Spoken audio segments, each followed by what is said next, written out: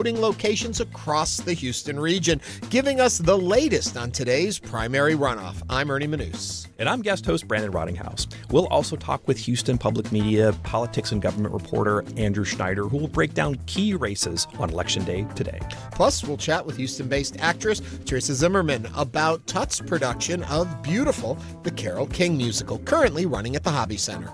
And as always, we want to hear from you. Give us a call or text at 713-440-8870 or email us at talk@hellohouston.org. You can also watch us live on YouTube by going to houstonpublicmedia.org. Hello Houston is made possible in part by founding sponsors John Bradshaw and Kathy Sanders, by Metro, and by gifts from listeners like you. Live from NPR News in Washington, I'm Janine Herbst. Iran says it shot down a U.S. drone after the U.S. targeted Iranian Navy boats. That comes as Iran and the U.S. are negotiating a deal to reopen the Strait of Hormuz and enter nuclear talks. NPR's Daniel Estrin has more from Tel Aviv. Secretary of State Marco Rubio said a deal could be days away, but it's unclear how the latest military escalation will affect efforts to reach a deal. Iran said at least 4 naval officers were killed in the U.S. attacks. The U.S. says it was targeting boats laying mines. And Iran reported explosions around a city on the Strait of Hormuz. That's the strategic waterway crucial to the world's oil and gas supplies that the U.S. wants Iran to reopen. Israel's opposition leader Yair Lapid called the Iran deal being negotiated bad. He argued it would be a matter of time before another war erupts between Israel and Iran. Daniel Estrin, NPR News, Tel Aviv. In Texas today, a high-stakes Senate primary runoff is taking place between 2 Republicans, incumbent Senator John Cornyn and State Attorney General Ken Paxton, whom President Trump endorsed. Cornyn is trying for the nomination for a 5th term. NPR's Claudia Grisales has more. This race exposed a crack in the red wall of Texas. It pit the party's populist movement against its establishment wing. Senator John Cornyn, a fixture of the establishment, was already facing a tough re-election fight. Now, with President Trump's endorsement of controversial MAGA loyalist Ken Paxton, the Cornyn campaign is on life support. NPR's Claudia Grisales. This amid Trump's falling poll numbers and voters angry over rising prices of food and gas. Democrats avoided a runoff with their party's Senate nominee, James Tallarico. The White House says President Trump will visit his doctors today as part of a routine dental and medical assessment. He is the oldest person to be inaugurated as president. And as NPR's Deepa Shivaram reports, there are persistent questions about his health and his fitness for office. Trump will visit Walter Reed National Military Medical Center outside Washington, D.C. It's typically where presidents are treated. The White House says this visit is, quote, part of his regular preventative health care. His last annual physical exam was in April 2025. Then last October, he went back to Walter Reed for a scheduled follow-up. The White House later revealed that was for a CT scan. Trump is the second oldest president in U.S. history after former President Joe Biden. For months, there have been questions about the president's health, including over his bruised hand and apparent fatigue during events. Trump has said the bruising is from taking too much aspirin. Deepa Shivaram, NPR News.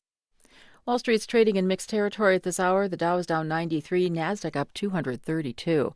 You're listening to NPR News from Washington. Live from News 88.7 in Houston, I'm Matt Harab. Voting is underway in the Texas primary runoff election. As you just heard on NPR, one of the key races to be decided is between incumbent U.S. Senator John Cornyn and Texas Attorney General Ken Paxton. Greg Gilliam showed up early at a polling site near Houston. John Cornyn, he lost my vote during Trump's first administration. So Ken Paxton for sure, and Mays Middleton.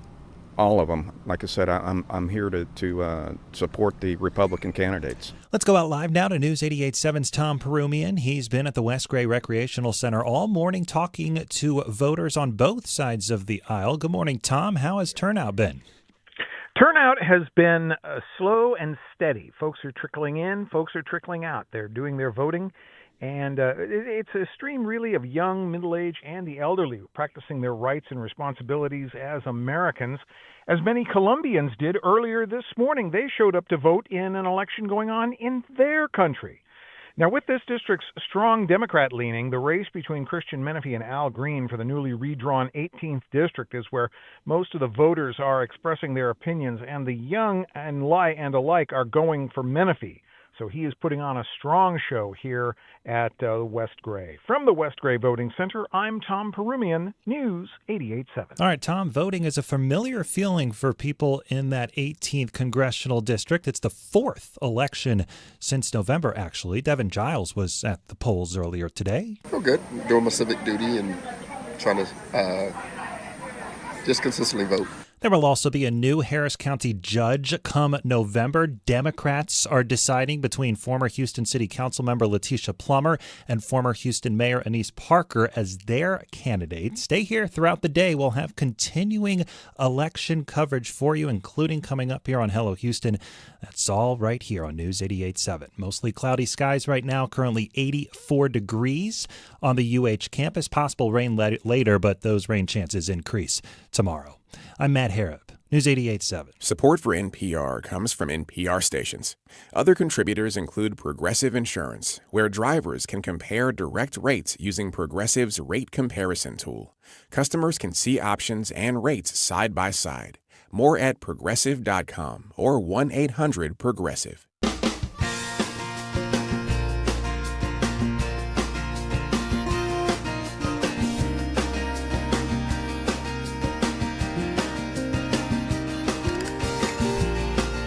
From Houston Public Media and News 88.7, it's Hello Houston, an open forum on today's biggest stories affecting Houston and beyond. Call now, 713-440-8870, or let us know your thoughts on today's topics by emailing us at talk@hellohouston.org. And now, Hello Houston. Hello, Ernie Manouse here with my very special guest host, because today is a very special day. Brandon Rottinghaus is sitting in with me. Brandon, hello there. Hello, Ernie. How are you? You get to step away from party politics and step right into Hello Houston. That's right. We're switching floors, but still talking about politics, right? And the reason we're talking about politics today is...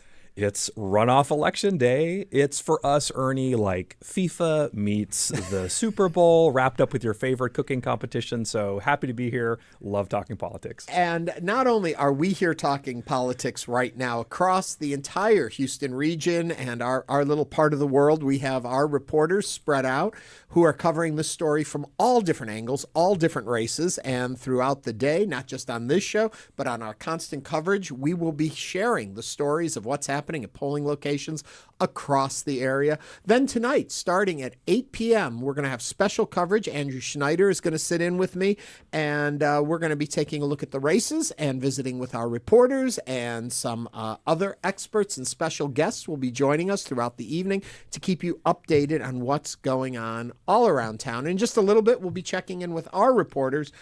But you know what? Sitting here with Brandon Rottinghaus gives me a very unique opportunity to talk with an expert in this field. And as you said, for us, this is like Super Bowl, World Cup, Eurovision. It's like yes, wrapped into it's one, like our Eurovision. Watching races. What are you most excited to watch tonight? I think obviously the marquee race here is the Senate race. That's the thing that's become national news. Obviously, the fate of Texas Republican Party is in the balance, but you're also talking about an important element of how the Senate functions in Washington. So the Democrats 6 months ago had virtually no hope of taking the Senate. But with the couple of candidates who fell into place that are more popular than their Republican incumbents, with some money flowing in, and with Texas potentially in play, this is really an important moment nationally. So Texas is the epicenter of this. I want to remind everyone, we talked all last week about early voting. Today is the final day to vote. This is Election Day. If you have not yet voted, get out there and vote. If you have voted, what does it look like at the polls? What have you seen? Give us a call.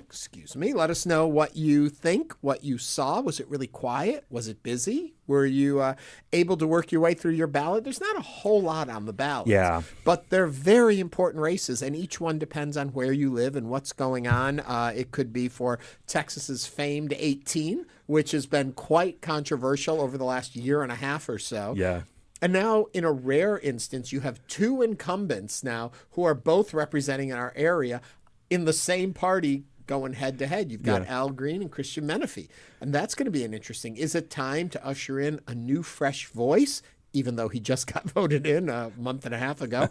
Or is it time to remember and honor someone who has been fighting for a long time, who is in perfect position now to take leadership roles because longevity rules the day when you get to Washington? So it'll be interesting to see which way we go. It will be. Congressional District 18 is brand new because of redistricting. That's why the two incumbents are effectively going against each other. Which is interesting how Al Green has, and I just want to quickly say, call in, tell us your thoughts on all of this, 713-440-8870. That's 713-440-8870. Al Green positioned it not as running for Texas 18, but the new 18, trying to clarify there is an incumbent in this seat. Right. It's a brand new district. Technically, it's new. And it's 75%, if I'm not mistaken, of his old district. Yeah, he is doing well in that part of the district. Not surprisingly, as you said, he's been around for a long time. He is that old guard of the politician who came out of the civil rights movement, who uses protest politics as like a really effective way to be able to engage in the political world. This is a moment Democrats are looking for a fighter, and so they love Al Green for that. But we're also in a new moment in American politics where there's a need for kind of a fresh voice. And so Christian Menefee has been raising a lot of money. He's been very active. His campaign ads even read as younger than Al Green's. So this is going to be a pretty significant matchup. And again, tells us a lot about kind of where Houston is. For a long time, it had been a place where basically the old guard had really run the show. But this will be a pretty good window into whether or not and if it's the case that Houston's politics are transitioning along with its populations. In a little bit, Andrew Schneider will be joining us. Plus, we'll be popping in with a couple of our reporters out in the field. So before we get to all of them who will give us a deep dive in our area and what's going on here, there's a couple interesting races going on. And I'd love for you to set it up a little bit. Texas 35, fascinating race. Yeah. First of all, the region's San Antonio-ish. And talk about why this is such an interesting race in, once again, a runoff primary. This, again, is a seat that was redistricted. So it used to be a seat held by a very kind of progressive Democrat, and it was changed. So now it's really up for grabs, probably a Republican-leaning seat. But the real controversy has come in the Democratic side of things, where you've got two candidates running, and it's become quite the firestorm. So Maureen Galindo, I was going to say, but one of the candidates is very interesting. Continue. She has made some unusual comments, outrageous comments about what she's going to do to people who are kind of pro-Israel, and it has become quite the national firestorm for a race, honestly, that most people in Texas weren't talking about before she made these comments. But it's also important because it's a race that her opponent, Bobby forgetting his last name. He's one of the sheriff deputy in the area. He's basically the kind of new guard of where Democrats want to be with respect to the story of how they want to present themselves in South Texas. So he is a moderate. He's somebody who can appeal to voters in that area. That's the traditional norm of how the politics in that region has gone. So to me, this really is a race that pits a kind of moderate Democratic voice against a kind of more very progressive, but also often outlandish individual who's trying to grasp that mantle of the Democratic Party. I am not as good as I usually am. I have a brand new phone, and I can't pull up my notes as quickly as I did before. And everything is just like all over it. Johnny Garcia. Johnny Garcia, yes. That's who's running against Maureen Galindo. Yeah. And Galindo was the lead vote getter in the first round, so there was a presumption that she was going to be better off in the runoff, but we're certainly seeing the tide turn on that. You've got Act Blue, who's chimed in on this, which is the kind of major small dollar Democratic fundraiser. So if you go to your phone, you can give small amounts of money, and they funnel that money to competitive candidates. They've said effectively they are not going to give more money to candidates who they think are expressing these anti-Jewish sentiments. So it's become just a real firestorm nationally. And really, I think the kind of thing Democrats want to avoid. That's the kind of fight that obviously makes them look bad, looks like they're too out of touch with where most people are. Republicans, although they've had trouble defending Israel and some of the policies there, and especially with respect to the Iran war, are now going to have to be able to confront some of these issues and say, look, the Democrats are sort of way out on this. Well, we want to grab somebody who's in our area and get back to our races that we are voting on here. But I still got another one for you coming up I want to talk about. But Natalie Weber is over in Katy right now. And Natalie, what are you seeing out there? Hey, yes. So it has been packed here. Lots of people coming and going from the Cinco Ranch library. And, I'm hearing from both sides of the aisle. Fort Bend County is a pretty purple area. And folks are paying close attention to the Fort Bend County judges race. So, as you might remember, earlier this year, at the time, Fort Bend County Judge KP George was convicted of money laundering, and he was removed from office, actually because of a separate lawsuit unrelated to that. But as soon as he was charged, in 2025 and 2024, we started seeing people come forward announcing their campaigns. Anyways, fast forward to today. On the Democratic side today, we have voters choosing between Dexter McCoy, who's currently a county commissioner, and Rochelle Carter, who is an associate judge in Sugar Land. And whoever wins that race will face Daniel Wong. He is a former city council member for the city of Sugar Land. And he is currently serving as county judge because he was appointed to fill that role after KP George was removed. Wow, it's going to be an interesting race to watch. It should be, for sure. This, again, I think gives us a window into the future of the region's politics. And Dexter McCoy has been very outspoken. He's been somebody who's on the watch list for the next generation. Rochelle Carter, same, also has a bright future. So this should be really telling. And again, this is, I think, as Natalie says, a region that is very purple. This is winnable by either. And there was controversy because Daniel Wong was appointed to this position with the kind of moment of the election right on the horizon. So that controversy could have some effect on what people see and perceive in this sense of this race. So, Natalie, what are you expecting as far as turnout as we go through the day? Does it look like, are they gearing up for a lot of folks? Does it look like it's going to be quiet? Are people voted out and voter fatigue? What are you seeing? We saw a lot of people coming in to vote this morning. Lots of folks in that kind of 7 to 8:30 a.m. rush. Mm-hmm. People coming in before work. Lots of just people going in and out. So, I think this is people are pretty engaged, and that was my experience. Covering Fort Bend County is that people care a lot about politics here, and they care a lot about local politics. They're not just paying attention to statewide races and, federal and state positions. They're also paying close attention to what's happening at the local level, and they're showing up. Well, it'll be a long day, and it'll be interesting to see what happens over in that region, especially with their county judge. As much as we focus on what's happening with Harris County judge, we got to remember the other ones are going on too. And these are, of course, still the primaries. But in often cases when you have a region, a district, an area that leans heavily to one party or the other, the primaries are where it happens. This is really the action, especially true for seats that are becoming increasingly kind of one-sided. So that definitely, I think, lends itself to the importance of primaries, and we're seeing that. I mean, the numbers for the general or for the primary were high, the highest we've seen in a long time. The numbers in the runoff so far have been pretty strong. We're going to reach probably over 1 million people. That's a lot. That's as high as we've seen since 2022, where we had another suite of competitive races. So, this is a really important moment, and I think a good moment. Texans are responding. Natalie, thank you very much. Keep an eye on what's going on over there, okay? Alrighty. Thank you, Ernie. Natalie Weber is a Houston Public Media reporter covering one of the races for us, and actually the election centers out there. But we have another person out in the field with us. Tom Peruvian is at the West Gray Rec Center, a very popular polling location in that area. Tom, what are you seeing today? What I'm seeing is a lot of hot and sticky weather. But are you seeing a lot of hot and sticky people in line to vote? And yes, as a matter of fact, actually not much of a line. Folks are kind of streaming in on their own. A pretty good mix of folks, young, middle-aged, elderly, what have you. And folks are coming in. Usually what I'm finding is, as usual with River Oaks, it's a strong Democratic stronghold. So the big race between Al Green and Christian Menifee, from my point of view, is it's going for Menifee. Everyone I talk to, Menifee. So that's about where we are on that.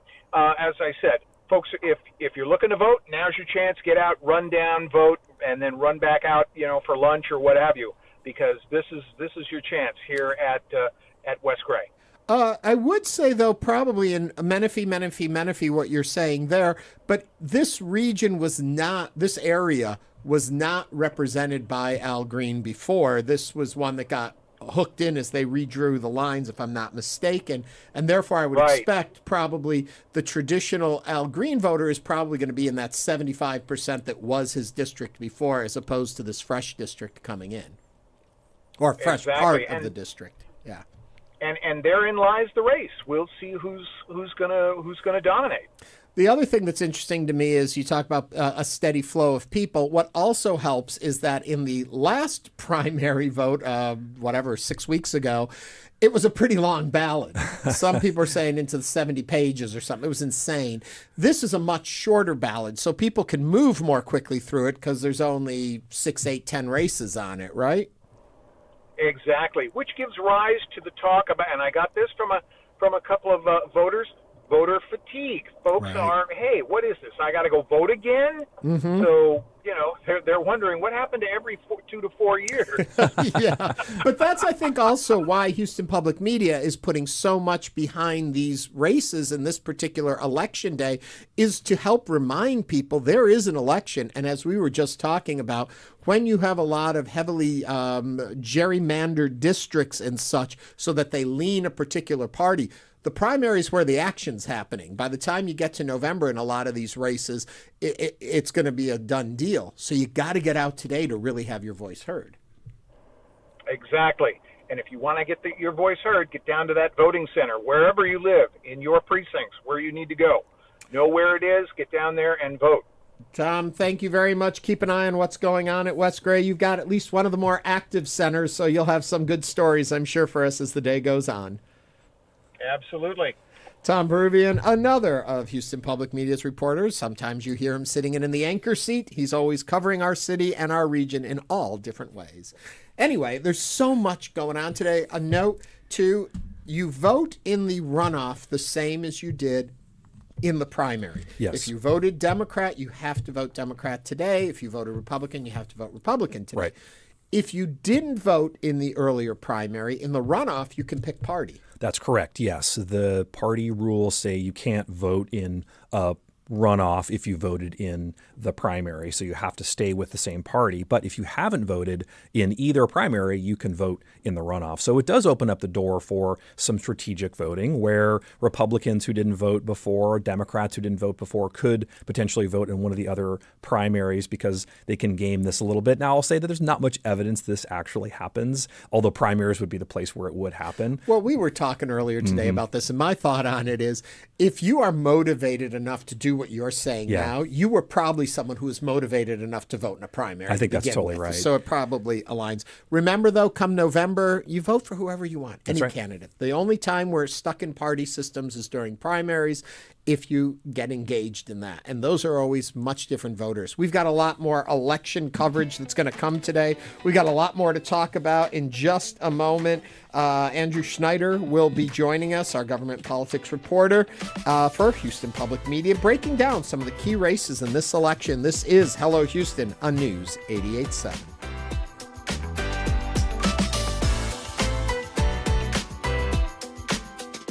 Meet Tio Choco. We just took his keys for the day and gave him a Ride Metro fare card. This is his story. Visit ridemetro.org/Choco to find out where is Choco. Media.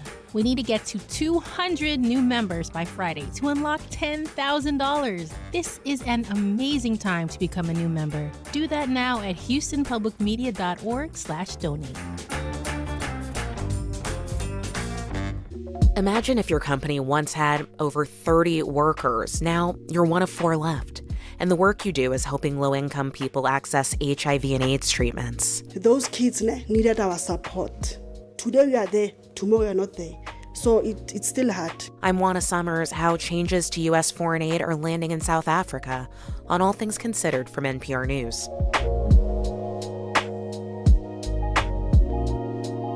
You can hear that today at 3 o'clock. Houston Public Media, in partnership with Texas Southern University, brings to you The Vibe. R&B, hip-hop, and neo-soul. Music that resonates with all ages. The Vibe on 88.7 HD3 and on the Houston Public Media app. HPM Plus brings you the latest news and information from around the world and across the street. Trusted journalists keeping you connected by keeping you informed. Search HPM Plus on your smart and connected TVs and stay informed. Support comes from Metro. World Cup planning includes transit improvements intended to serve Houston after the final match. Metro provides bus, rail, and paratransit service and continues mobility enhancements across the region. More at ridemetro.org/Metro Now. Support comes from the Moody Center for the Arts at Rice University, hosting the opening reception for Masako Miki, Shapeshifters, Sprites, and Spirits on May 29th, 6 to 8 p.m. More at moody.rice.edu.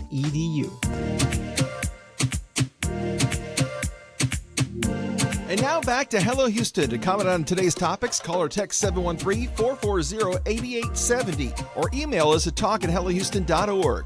And now, Ernie Manouse and guest host Brandon Rottinghaus.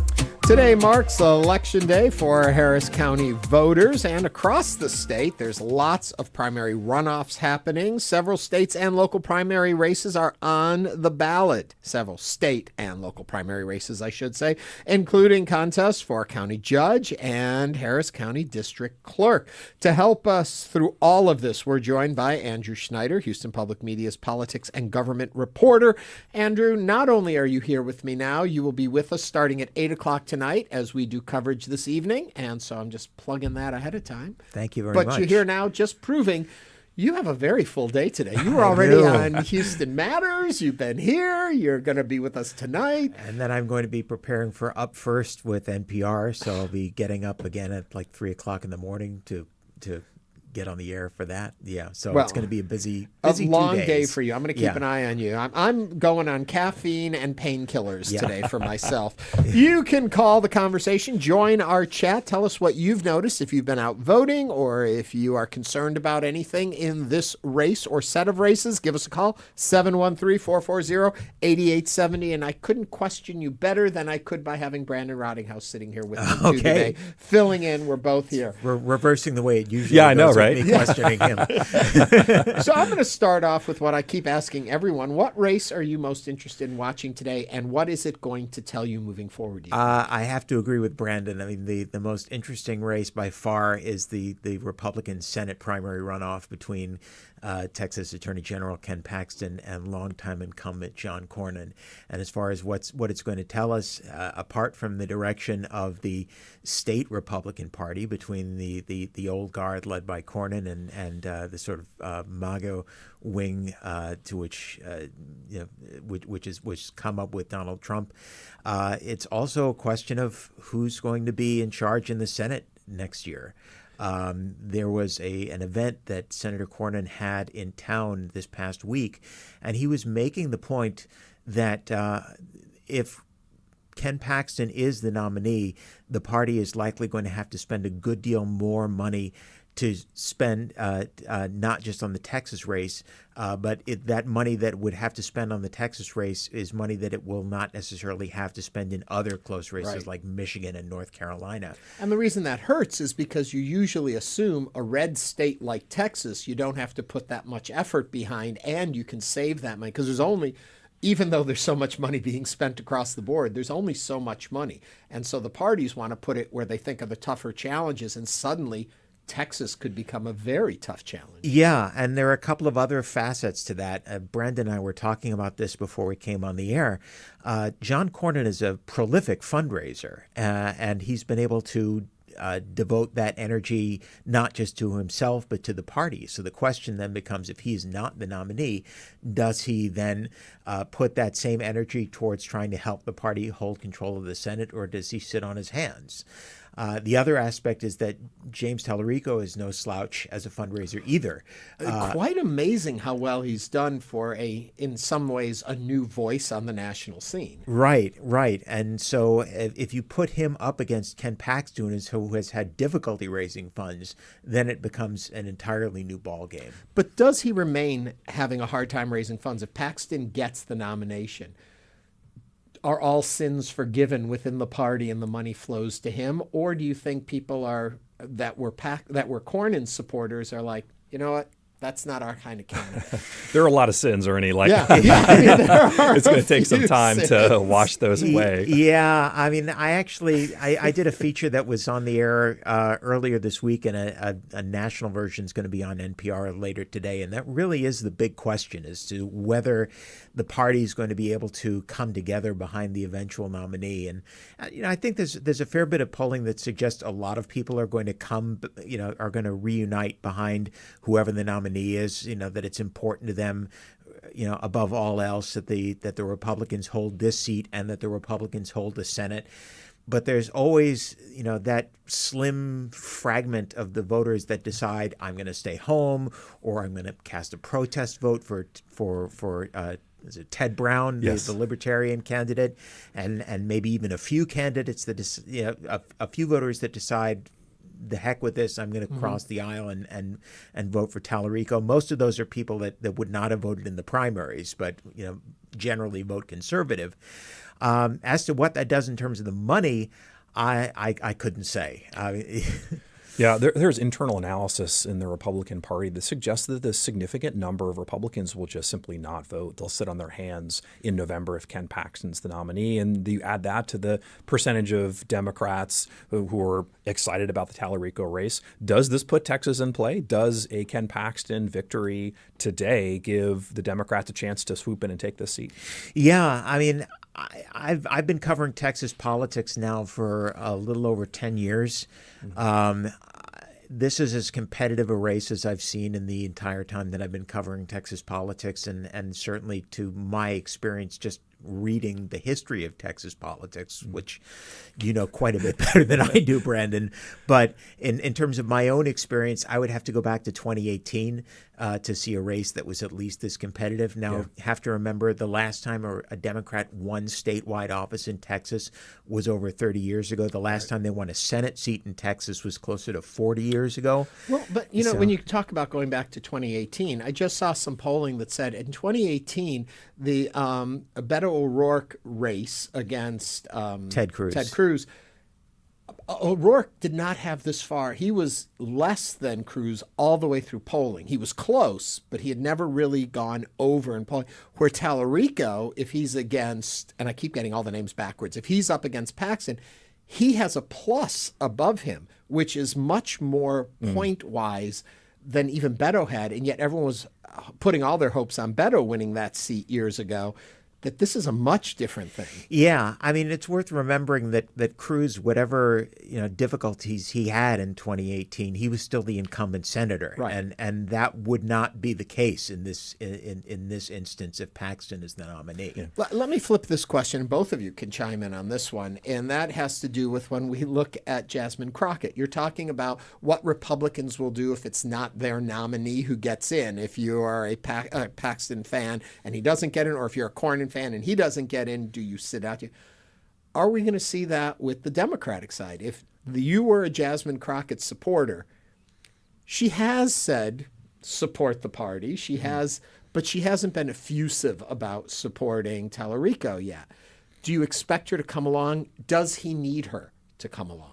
He absolutely needs her, and he especially needs black voters to come in big numbers. But they brought in the big guns last week. Barack Obama, former president of the United States, That's was what I'm in saying. Austin. Does he still need Crockett if you've got Barack Obama? I think he does. She's a very visible figure in the party. She's well liked in Texas. Places where Tallarico ran less strong, like the Dallas region, like the North Texas region, she's really effective at getting those voters out. So he, I think, definitely wants to have her in his camp. She's also a great fundraiser. She's a great spokesperson for the Democrats. So he wants her as much as possible. Now, of course, that friction is inevitable. It happens in every Democratic primary. It wouldn't be a Democratic primary without some kind of internal dissent. But I think that unity is going to be much easier for the Democrats who see the possibility of getting the seat. Yeah, I mean, as bitter as the race was towards the latter phases of the Democratic primary in March, it hasn't matched anything like what we're seeing in the Republican primary.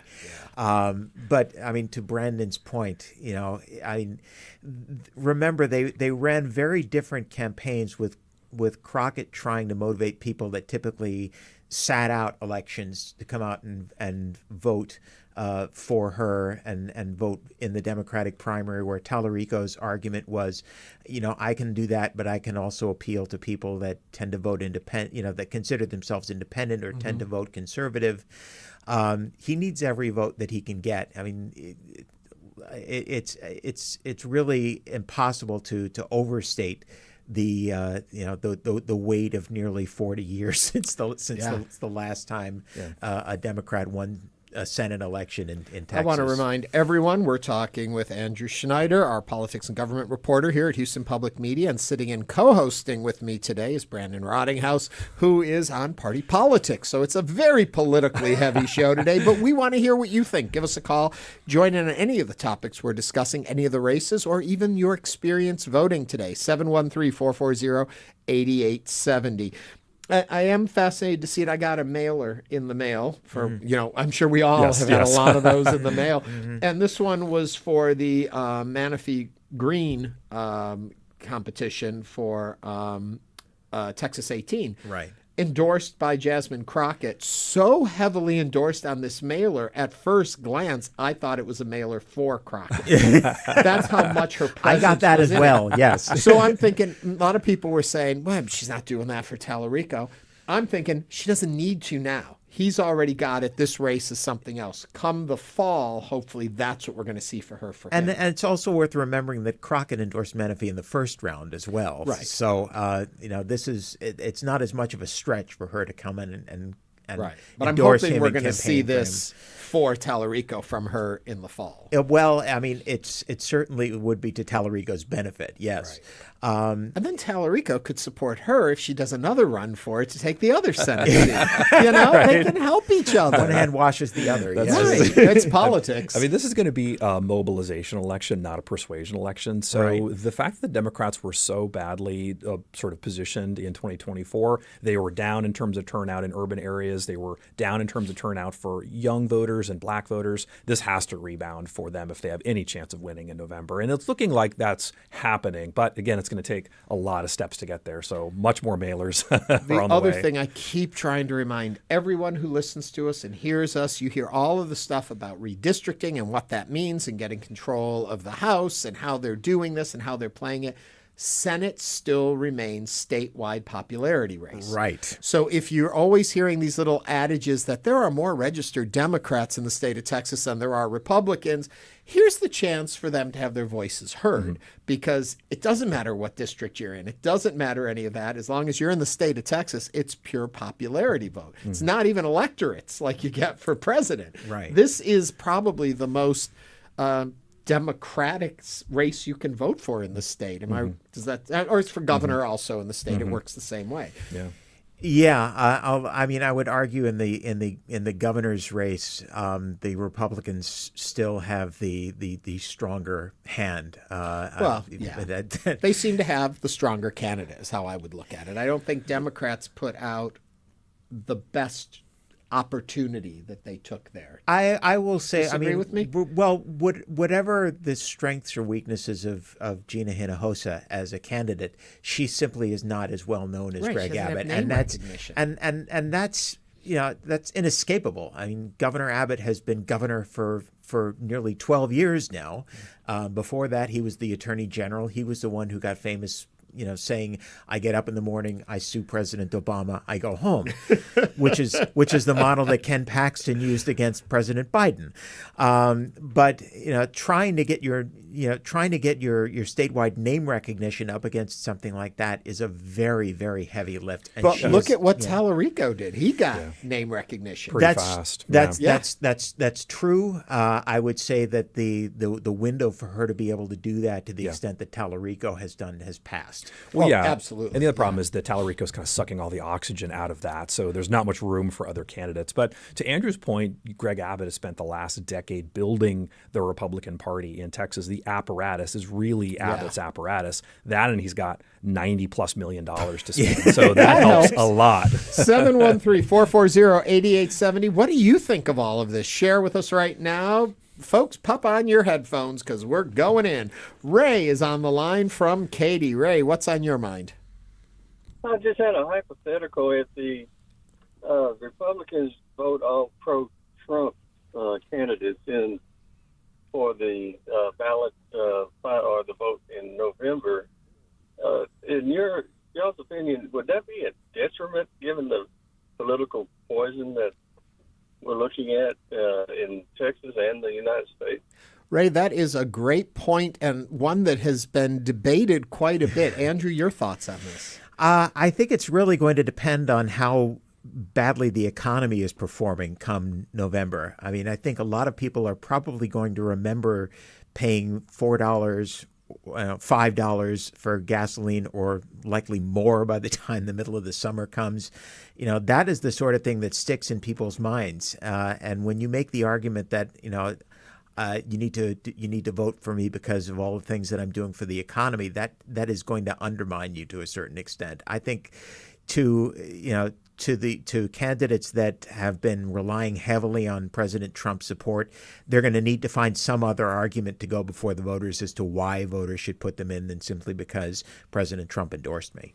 Thing that I keep going back to too all the time is you see all this polling that keeps saying how unpopular the president is, That's polling across the board. Yeah. When you go into the Republican Party or even go he's into still the extremely extreme, popular. Yes, he still is popular. People forget that. So it goes back to your point, Brandon. It's a turnout question in all of these races these days. That's so true. And there aren't many competitive races across the country. There's about 45 races decided by 5 points. And so Democrats are hoping to pick up maybe 20 of those or so. And with the kind of problem of the popularity of Donald Trump falling, Republicans are kind of worried that that's going to drag everybody down. That could be true for any other unpopular candidate at the top of the ticket. We've been talking about Ken Paxton as in that category. So the Democrats are still going to be in good shape, probably to win the House, but it's going to be tooth and nail because a lot of these seats are so close. And so even with a kind of 5-point victory for Donald Trump in the last election for these House seats, it's still going to be a challenge for them to have to overcome that. So given the parameters of the way that these district lines are drawn. And it's worth remembering that it's not just Senate and congressional elections that are on the ballot. We've got a lot of statewide offices that are on the ballot as well. And while Trump hasn't weighed in on, say, the Attorney General's contest, State Senator Mays Middleton has been making a point of how close he is, how much he's aligned, how much MAGA Mays Middleton, how much he's aligned with the president's priorities. You've got in the Texas Railroad Commissioner race, Beau French has been arguing against, that he is the better candidate to represent the party against Jim Wright.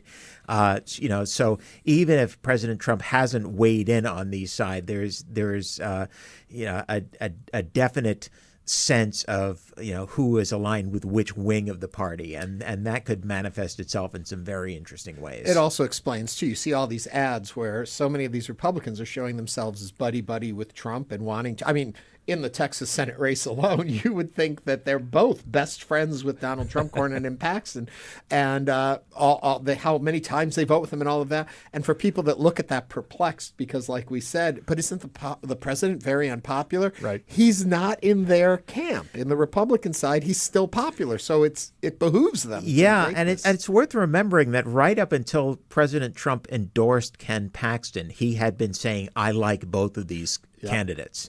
It was really only in the very last minute, Tuesday of last week, when the president issued his endorsement on Truth Social, that, he said all these wonderful things about Ken Paxton, and then he said, I like John Cornyn, I can consider him a friend, but he wasn't there for me when I really needed him. Yeah. That was the kiss of death. Quickly, we had a text that came in from Jen in Clear Lake, and she'd like to know our thoughts on the role of media and social media in these races. Brandon?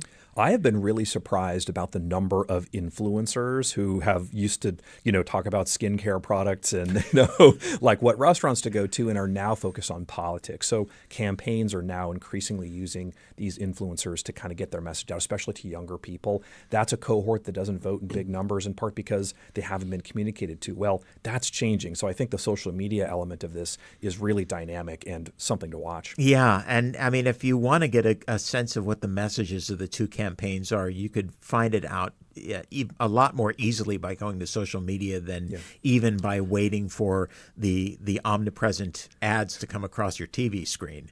Well, if I were in a lot of these camps, I would be like, stop talking about the polling, because if you're leading in the polling, I tend to think, as much as I love polls, it makes voters think, oh, they've got it, I don't have to worry about voting. So as we have learned, pay no attention to the polls that we keep citing. Get out and vote. Andrew, get out and go take a nap, because you got a long night ahead of you and then an early morning tomorrow. You'll be back here with me at 8 o'clock this evening. Thank you for sitting in with us. All right. Thanks very much for having me. Thank you, Brandon. Andrew Schneider is Houston Public Media's politics and government reporter. He'll be joining me this evening starting at 8 p.m. right here on News 88.7 and live on YouTube. Coming up, we're going to switch gears. You ready for it, Brandon? I'm ready. We're not going to talk politics in the next segment. We'll be back to it later. But we're going to take a look at the life of Carole King. Stay with us as Hello Houston continues.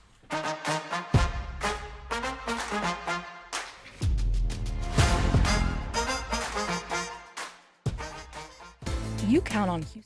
Meet Damola, songwriter, world-class violinist, and award-winning multi-genre artist. We just took his keys for the day and gave him a Ride Metro fare card.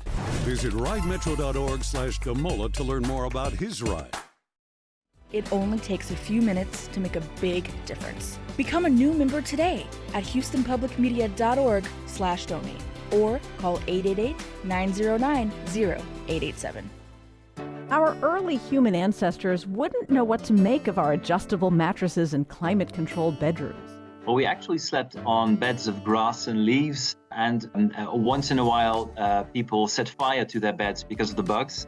So that's a bit different from nowadays. Still, those early humans were sound sleepers. What we can learn from them about sleep, that's next time on Think. You can listen to Think coming up tonight at 11 o'clock. Tonight on Houston Public Media TV8, Frontline examines the inner circle of advisors and officials behind President Trump's expansive use of the U.S. military. Watch The War Cabinet tonight at 9 on TV8. Support for Houston Public Media comes from listeners like you and from CertaPro Painters, offering residential and commercial painting services, from color consultations to full project management. Estimates and more at CertaPro.com.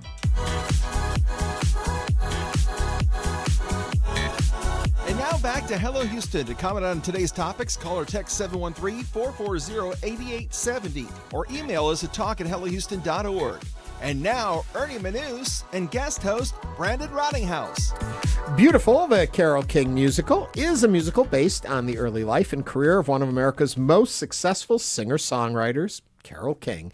Presented by Theater Under the Stars, the musical, which is currently running at the Hobby Center, shows how King got her start writing chart-topping hits for the biggest artists of her time and eventually became a singing star herself, featuring classics such as Will You Love Me Tomorrow, You've Got a Friend, So Far Away, and so many more. We don't have time to list them all. To tell us more, we're joined by Houston-based actress Teresa Zimmerman, who plays Cynthia Weil in Beautiful, the Carole King Musical. Teresa, welcome to the program. It's good to have you here. Thank you so much for having me. If folks want to chat with you or talk about the show, give us a call, 713-440-8870.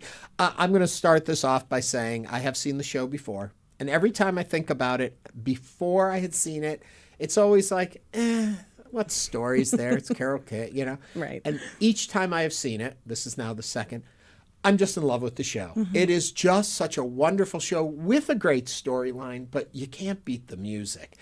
And then you take what some may see as a supporting character, and I just have to tell you, you lift her up and make her just sparkle on stage. Thank you. Everyone loves and waits for every moment you're on stage. Oh. And it's just delivered with a comic timing and sensitivity that's rare to combine in a character. Thank you for giving us something so enjoyable to watch on stage. Oh my I just gosh. absolutely loved it. Thank you. It's so much fun. It's so much fun. I want to carry Cynthia with me everywhere I go. She's taught me a lot. Explain to folks a little bit who may not know who she is in this story, because once you explain, everyone's gonna be like, oh.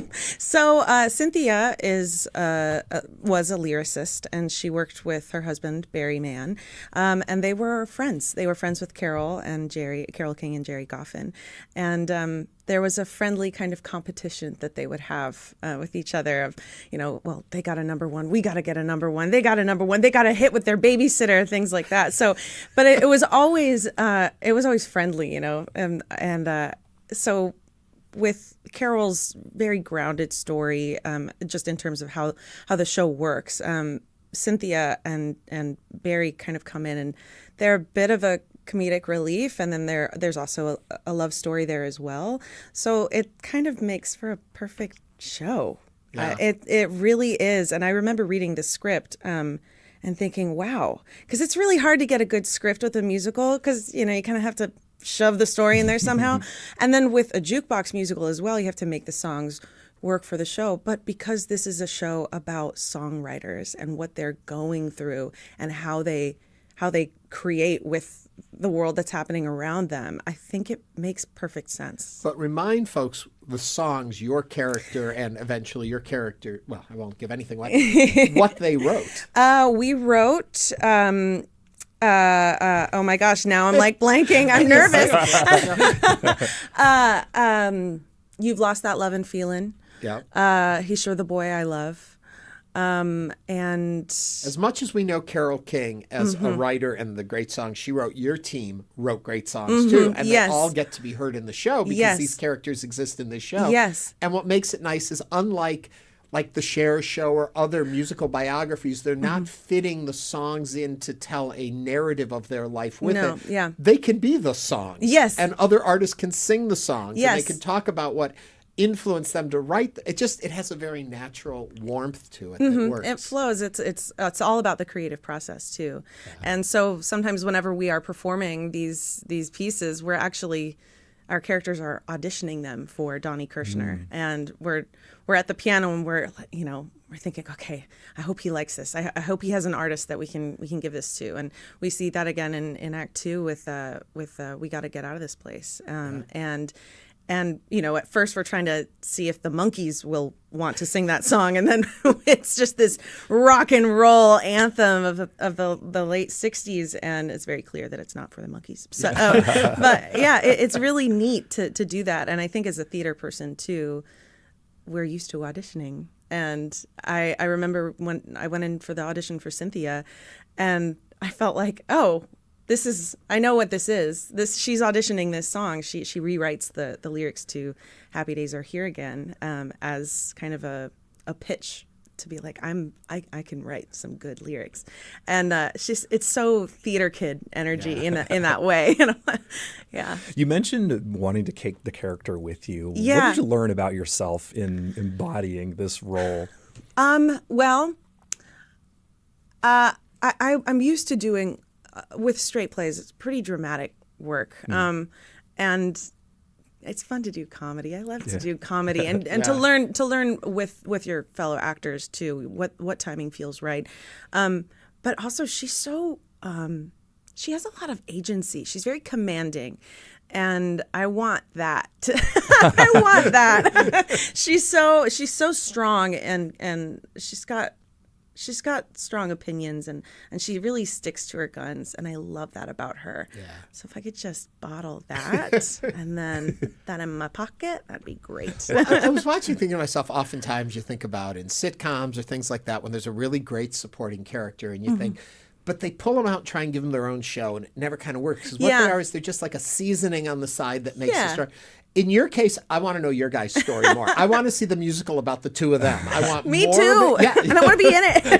I did notice, and tell me if there was any direction of this, or if you noticed it, or if you're even familiar with it. I couldn't help but see Sally Rogers and Buddy Sorrell from the Dick Van Dyke Show. Oh. The co-writers with the Rob Petrie character, which were very much what these two seemed like to me. That's so funny. You know, that was never brought up, but I love that. I love that, and I can't wait to talk with Barrett Riggins. Well, don't ruin what you No, guys I do. won't. I'll tell him after but it closing. was so that kind of warm, friendly, sparring, good nature relationship that those two characters have on the old Dick Van Dyke Show that you two seem to bring to stage in these characters. It's very Guys and Dolls too, in that way. It's Adelaide and Nathan, you know, they've got their own, and they have their funny little fight scenes, you know, sue me.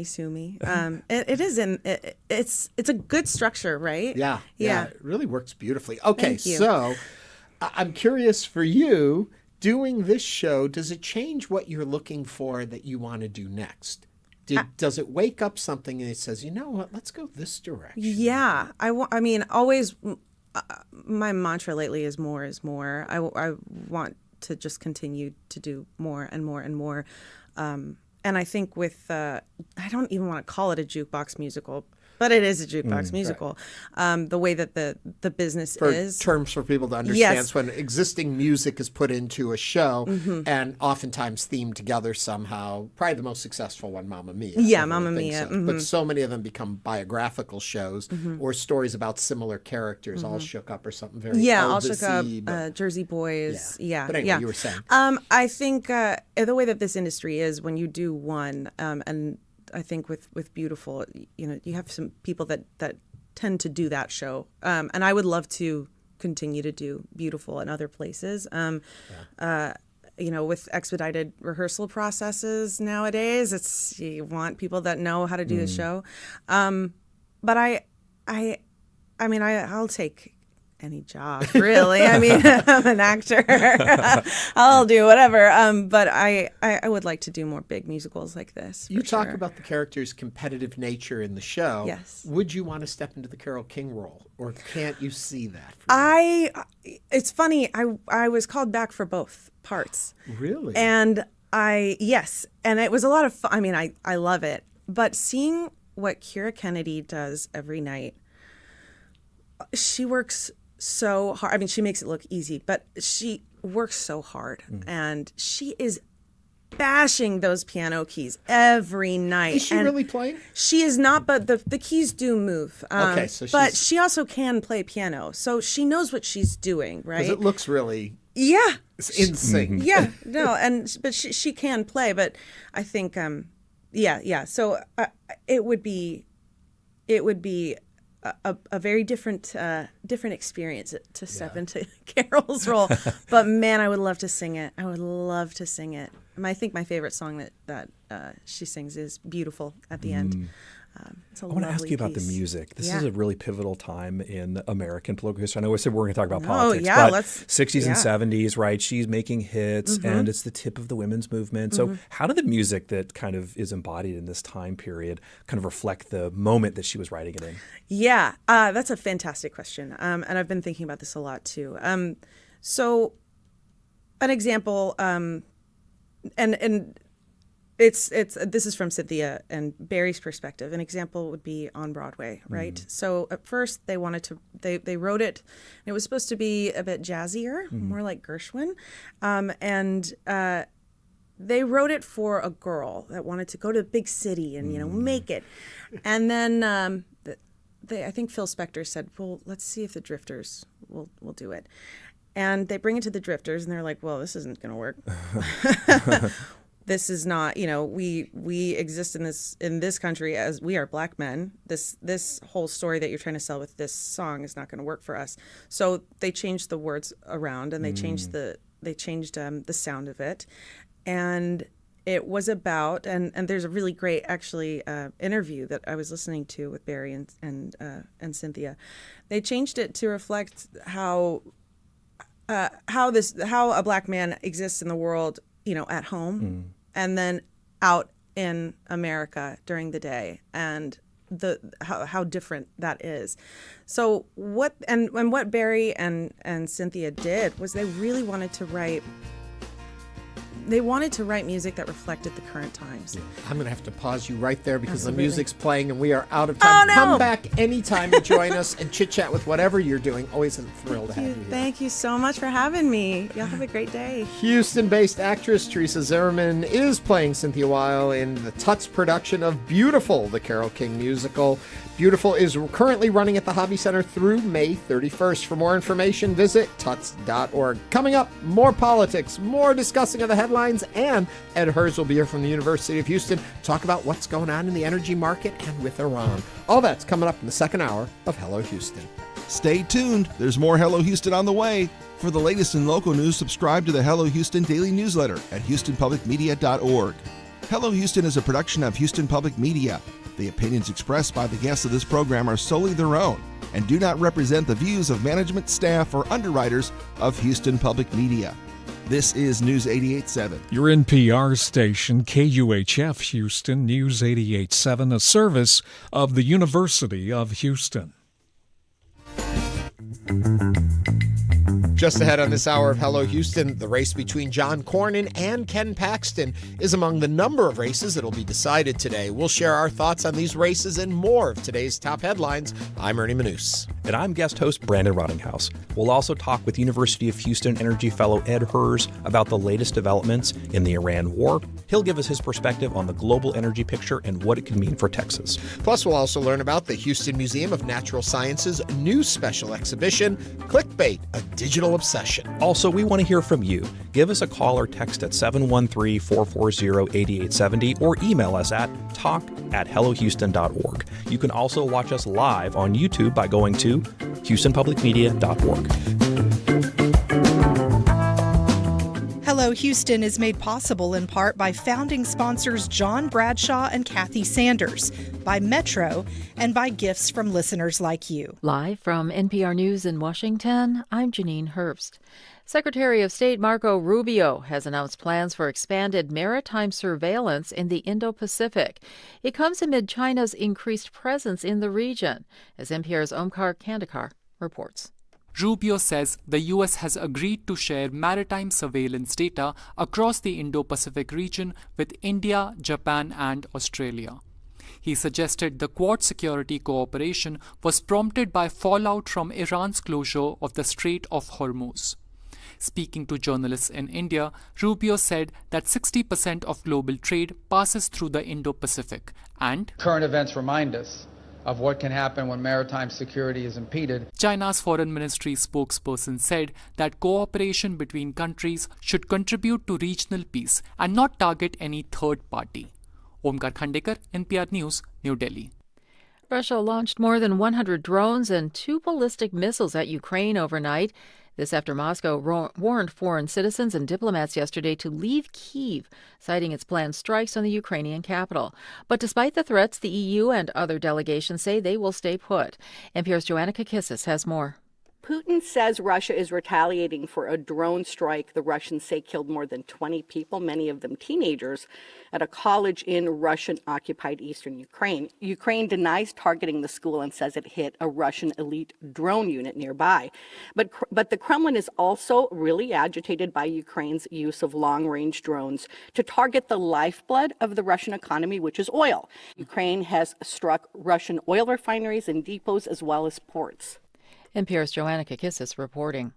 Democrats think they have a chance to win back the Senate in next November's midterm elections. Anthony Brooks of member station WBUR reports Democrat Graham Plattner is leading the charge, hoping to beat Republican Senator Susan Collins. Any road to victory for Democrats probably runs through Maine, where Plattner, the 41-year-old veteran and oyster farmer, is waging a populist campaign against Collins. He's expected to win the primary 2 weeks from today after Maine's Democratic Governor Janet Mills dropped out. At a Memorial Day rally, Plattner slammed Republicans for the war in Iran and promised that Democrats like him would help working-class Americans. Our tax dollars can build schools and hospitals in America instead of bombs to drop on them in Gaza and Iran. Polls show Plattner leading Collins, a moderate running for her 6th term who calls Plattner too extreme. For NPR News, I'm Anthony Brooks in Portland, Maine. Wall Street is trading in mixed territory at this hour. The Dow is down 154 points. You're listening to NPR News. Live from News 88.7 in Houston, I'm Matt Harrop. Today is Election Day for the Texas primary runoffs, and there are several key races to keep an eye on, the biggest being the matchup between U.S. Senator John Cornyn and challenger Texas Attorney General Ken Paxton. Rice University political science professor Mark Jones told the Texas Standard earlier this morning millions of dollars have been spent on that race. It's the most expensive primary in U.S. history. There's been a lot of money spent. We're over $150 million by now on TV ads alone. Paxton was already leading in most polls before he was endorsed last week by President Trump. The winner will take on State Representative James Tallarico in November. News 88.7's Natalie Weber has been out at the Cinco Ranch Library locally talking to voters today, watching them trickle in. Natalie, sometimes on runoff elections we see a lower turnout. What have you seen as voters come through and participate in democracy? A pretty steady stream of voters going in and out of the library today. We had, I think, especially a rush in the early morning before folks were heading to work. But yeah, still a steady flow of people coming in and out. Obviously, some of those are just parents going to the library with their kids. But I am here in Fort Bend County. I know that it is a pretty engaged county, and people care a lot about politics, not just on the federal or state level, but the local level as well. So, go ahead. Yeah, you have your eye on some key Fort Bend County races, including the race for Democratic runoff for Fort Bend County Judge. Voter Dakar Bradshaw, who Natalie spoke to earlier, says he's met McCoy and liked his demeanor. I think we're aligned, therefore I cast my ballot for him. Harris County Judge will also be up for grabs in November. Voters on the Democratic side today are deciding between either former Houston Mayor Anise Parker or former Houston City Council member Letitia Plummer. Stay here all day. We'll have continuing coverage of Election Day in Texas here on News 88.7. You can also head over to our website, houstonpublicmedia.org, to find out more about the candidates. I'm Matt Harrop, News 88.7. Support for NPR comes from NPR stations. Other contributors include Fisher Investments. Fisher is committed to helping clients stay on track to reach their financial goals and enjoy a comfortable retirement. FisherInvestments.com. Investing in securities involves the risk of loss.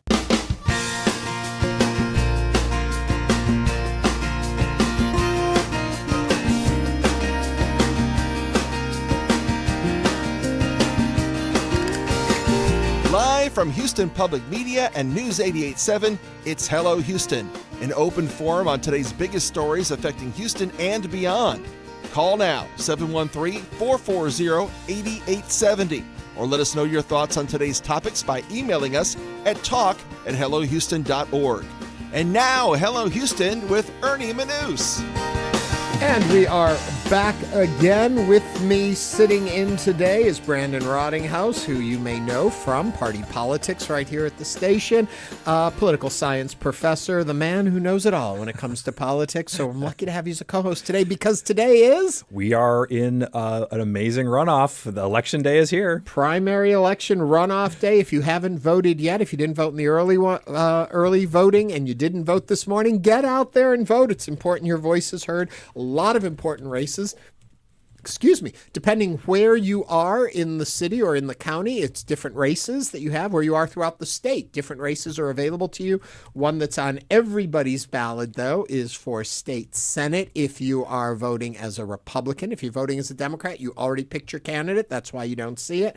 And we have a lot of questions coming in about this today. I want you to know Houston Public Media is committed to your coverage of this special primary runoff, where we have reporters all over the area reporting in for both our newscasts, for our show, for Hello Houston, for Houston Matters. And also this evening, starting at 8 p.m., Andrew Schneider will be back with me, and we are going to host the evening of looking at returns and what's going on with a lot of special guests, and it should be a fascinating. Jackie Bally is also going to be sitting in with us in the anchor chairs, so it's going to be a good night of election coverage. It's a whirlwind. There's so many races. We haven't had this number of runoffs that were consequential since 2022, so this is really a good moment. Well, I have some different texts that have come in and some comments on YouTube. If you're not watching us over on YouTube, you're missing half the show. Richard from Baytown writes in and says, I'm voting today for Ken Paxton so that I can vote for Tallarico later. What you were talking about Yes. earlier, that some people may, if you didn't vote in the initial rounds of the primaries, you're still free to pick a party to vote for today. And in that case, if you pick Republican, you can vote between Ken Paxton and John Cornyn for Texas Senate on the Republican side. If you did vote in the earlier primary, though, whatever you voted there, that party you have to stay with for this. Dance with the one that brung you there. But then you're free again. Come November, you can vote anywhere you want because it's an open election, and that's what you want to do. Another one. Here's one you can answer for us, Brandon. Just voted and only given 6 races. No Menifee. Can you explain? It depends on where you live, of course, right? So it's possible that your new district is not the same as your old district. You can get a sample ballot. If you go to the Harris County clerk's office, you can get online a sample ballot, and it'll tell you exactly what your ballot will look like. You can do the same for every county. So there are ways to be able to figure out what you're going to see on your ballot. But it is confusing. There's definitely a lot of churn happening in the city and in the region. So where you were voting may not be where you are voting. And we know for sure that the more you switch these district lines around, the harder it is for voters to figure out what's going on. So a confused voter is often a non-voter, and that makes things really challenging. Additionally, Mark, I don't know if in the earlier primary, if you voted Republican or Democrat. If you voted Republican and you're on there, you're not going to see the Democratic primary races. You're only going to see the Republican races. So that's why you wouldn't see a Menifee there also, if that was the case. Anyway, we have, as I mentioned, team coverage all across the area. Earlier, we talked to a couple of our reporters. Right now, Brenda Valdivia is at HCC Southeast College with her report in on what she's watching. Hello there, Brenda. Hi, Ernie. Yeah, so I'm currently at HCC Southeast College. This voting location used to be just outside of the 9th District on the north side of 45 Gulf Freeway. Now it's been swallowed up by the new district, and it's leaving some folks confused as they come in to vote for what they thought were their candidates. That is a fascinating point that, like we've been talking about all day, this redistricting that happened has taken effect. And so now you're in new districts, possibly, depending on where the lines were drawn. So you may go to the exact same polling place you've always gone, but you're voting for different candidates in a different district, or new candidates in an old district you thought you already knew who was representing you. Yes, 2 Democrats came in to vote, and they said they planned to vote for Al Green and Christian Menifee, and they discovered they didn't recognize any of the candidates listed outside of Anise Parker. They used Google to check which district they belonged to, and they discovered they were looking at old district maps. But one person pointed out they had to use Wikipedia to look their new district map up, but only if you clicked on certain buttons that it finally revealed what district he belonged to. Fascinating thing. And what you have to remember is once you get into the polling location itself, you can't be on your cell phone. So if you're going to do this looking, you have to do it outside of the polling location itself because you can't bring that in with you. You can bring printouts. You can have paper, but you can't get on your phone. Brenda, are you getting a sense of what kind of issues that people are talking about going into the polls? You know, not issues specifically. It looks like the biggest comment I'm getting is change. People are feeling frustrated with the old guard, and some expressed that they just wanted something different. I spoke to a Spanish-speaking voter who only wanted to be identified as Alejandro. He said he's voting for Alex Mueller. I pointed out that Mueller is endorsed by Trump, and I asked if that was a plus or a minus for him. He said no, that he simply liked Mueller and he wanted to change. One other question for you before I let you get back to your covering the area. How is voter turnout? What are you seeing? Voter turnout was a little stronger this morning. People are coming in pairs. Right now, there's still a soft trickle of folks coming in, but I'm seeing a more of a rush in their step. I had somebody yell out that said, "I'm late for class." They ran back toward campus after voting. So, you know, people have other things to do other than vote today, but I'm glad to see that they're here to make that change anyway. Brenda Valdivia, producer here at Houston Public Media and News 88.7. Thank you for covering what's going on at HCC Southeast College. Thank you. Thank you. As I mentioned, throughout the day, we have reporters all over the region, and they'll be calling in, sharing their reports, both on the newscasts and on our programs. And then tonight at 8 p.m., we'll be covering more of the races with Andrew Schneider, and Jackie Bailey will be sitting in with me. You'll be able to hear all of that right here on News 88.7 or on YouTube. Watch it all live, beginning at 8 p.m. tonight. I want to go back, Brandon, to Texas 9. Talk a little bit about this race there, Mueller versus Briscoe. This has been kind of a surprisingly competitive race. It's obviously a new district, and the area traditionally has been pretty Republican, and it has been represented in part by Briscoe Cain, who is in the state house. He was as loyal to Trump as it could be, and he ends up not getting the endorsement. He gets the shaft here. Alex Mueller, who had run for county judge as a Republican last cycle or 2 cycles ago here in Harris County, got the endorsement from Donald Trump. That has boosted her candidacy, her fundraising, her name recognition. There's some concern that maybe hasn't been as active. She's avoiding the debates that they've been having. So it's been, like a lot of these primaries, pretty competitive, pretty ugly. We want to know what you think, what you're voting for. If you voted, how was the turnout? What did you see? Give us a call, 713-440-8870.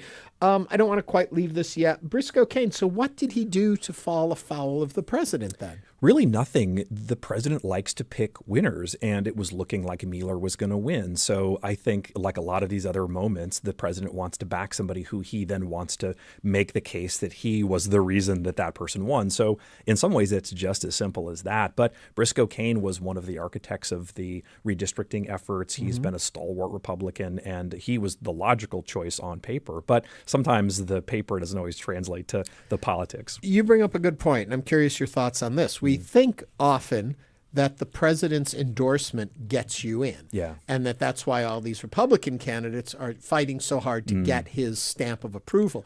But what you just said was, though, but in this case, she looked like she was going to win, so he gave the approval there. But had he given it to Briscoe Cain, would not Briscoe Cain then have pulled ahead? I think that's probably true. And obviously, in a crowded field, like we're seeing a lot of the primaries, that were kind of just passed, the Trump endorsement can be something that makes you stand out from everybody else. But in a moment like this, it's kind of a bit of a head scratcher. And I think everyone, including Briscoe Cain, was really worried about this. Now, Briscoe Cain does have the endorsement of Greg Abbott, who has been a loyal, kind of compatriot on political issues in Austin. But this is a rare instance where we're going to see kind of an Abbott endorsed candidate versus a Trump endorsed candidate. And in those moments, and although Greg Abbott has been, kind of the Republican Party for a long time in Texas, Donald Trump has such juice that he's able to really generate the kind of enthusiasm that you have to have in a runoff like that that's likely to be the most committed but the fewest number of voters. As we talk about all of these races, please don't be overwhelmed. What I want to stress is that this ballot is nowhere near as long as earlier ballots you have seen when you've gone to vote. If you think it's going to take you a long time and a lot of studying, it's not that kind of a ballot. There's 6, 8, 10 races in each different area. It all depends where you live and which ones you're eligible to vote in. But it still is important to check and see who's going to be on the ballot. When I got there, I was surprised by a couple judges I didn't know I was going to have to vote for because I didn't do my homework. I figured I'd do this every single day so I know exactly who all the candidates are. And I got there and I'm like, oh, I didn't look into these couple races. So it always pays off. I did vote. I want you to know that. I have my little sticker. I didn't vote today, so that's why you don't see the sticker on me. But yeah, we made sure we voted. Did you vote? I haven't voted yet. Nope. I'm going to try to go do this today. This is like something we have to do, right? This is important. And, I see a lot of these comments from people and stuff that, and not to get too serious because we've been having a pretty upbeat conversation about all of this, but people literally died for your right to vote. For a lot of folks, this meant something to get this ability to vote. And even early on in our country, not everyone could vote. And a lot of people sacrificed a lot for us to have this freedom. And for us not to vote disrespects what they put out to get us this right, that the sacrifice they made, we must honor it by voting. Yeah. So please, it only takes a few minutes. Do it during your lunch break. Do it coming to or from work. Remember, within your district that you live, actually wherever you live in the county, you can vote because they pull up your ballot for your particular area. So it doesn't matter. The closest polling location, go there and vote. I think I'm accurate on saying that. That's true. And this is about Texas pride. We are almost always on the bottom of the list in terms of turnout by state. So we'd like to move out of the cellar on this. And I think, like you said, the process for voting has become easier, and you can vote close to your work. You can vote close to your house. So lots of options there. You Short hear all ballot, time these to go. fights about how they're making it more difficult to vote. And a lot of the stuff you hear in the news hasn't taken effect yet. A lot of it is still, if you're registered to vote, you can vote, get out there and vote. Will it get harder to vote? Possibly. There's lots of different laws and regulations trying to be moved forward. So right now, though, take the chance to vote when you can vote, because that can stall a lot of the things that may be going into play to make it harder to vote. That's true. Yeah. And, voting is not easy like ordering something from Amazon, but it is something that is this way for a reason. You have to secure elections. You have to make sure these things are safe. And by and large, they are. And I think that's one of the real hallmarks of how this process goes, right? You've got such an apparatus around this run by smart people who are dedicated to this. You're going to see some mistakes. That's just human nature. But this is a moment where everybody is on hand. And I think in general, we're seeing a lot of success. All right, I'm going to twist this question. I asked it earlier, and I'm going to ask it a different way because I'm really curious. We're talking about all of these marquee races that a lot of people are paying attention to. For you as an election geek, what is a race you're watching that no one else seems to care about, but you're excited about, and why is it you're watching? Yeah, that's a great question. I actually am interested in a couple races. First, I'm interested in one of the Harris County races. That's the race for county judge. On the Democratic side, you've got former mayor Anise Parker running against Leticia Plummer, who is a former council member. They're both obviously Democrats. They've both been sort of very vocal and visible on these issues, but you're seeing a bit of a divide in terms of age and in terms of whether or not it's the case that kind of progressive talk will outweigh kind of moderate experience. And that to me is an interesting storyline that really is kind of through several of these races that we've mentioned. But this to me is important because the county judge in Harris County has become such an important fixture in state politics. What they do has such an impact on not just Harris County, but also the rest of the state, because Houston and Harris County is always such a target for Republicans in Austin. So this is really an interesting moment. Almost reminds me of John Whitmire making the case that he's the Austin whisperer, that he can make these kinds of overtures to Austin in a way that nobody else could. So perhaps Anise Parker, as somebody who's more moderate and kind of willing to play ball, it can do that. Or perhaps the voters want to go with somebody like Leticia Plummer, who is much more aggressive and active on some of these issues. So that's going to be a really compelling race and tells a lot about the future of the region. I thought you were going to go a different way when you mentioned the Harris County judge race, because what I am fascinated by that race, by the Democrat. The Republican side fascinates me too, because there you've got Orlando Sanchez against Howell, and it's like Orlando's been a name around for a long time. And so I'm curious, once again, does he bring name recognition moving forward, or Howell feels fresher and newer? What's going to happen on the Republican side? What's your feelings there? Yeah, it's such an interesting race too. And I think, they both went to runoffs for a reason. And that is that there is this real battle inside both parties about where the direction of the parties is going to go. I think you'd give the edge to Sanchez there just because he's the more well-known candidate. It's about raising money. It's about getting your voters out. And really that's something that an incumbent or somebody who's been in office can do really well. He also got the Chronicle endorsement. They said nice things about him. So to me, that's probably where things are going to go. But it's a general election matchup potentially against two kind of stalwarts in Houston politics, which that have is worked really together interesting before and have been on council at the same time. Be interesting to see a Parker Sanchez race because that could shift the balance. Now, Anise Parker seems to be a pretty strong candidate, has a good war chest and good support behind her. So it'll be interesting to see. But that one I'm very fascinated about. One other point in that particular race, and then we'll move on. We have a whole show full of us. But there was a publication, I won't call it out, but it was talking about the Harris County judge race, the Democratic side of it. And the two pictures they put up of the two candidates, one was Anise Parker at a lectern, at a podium speaking, and the other was a Leticia Plummer kind of side profile and a dress with the wind blowing in her hair. Interesting. Very different positioning of how they put it. And the point that stood out to me, and I don't know if those are both their official candidate pictures and therefore they just ran with those.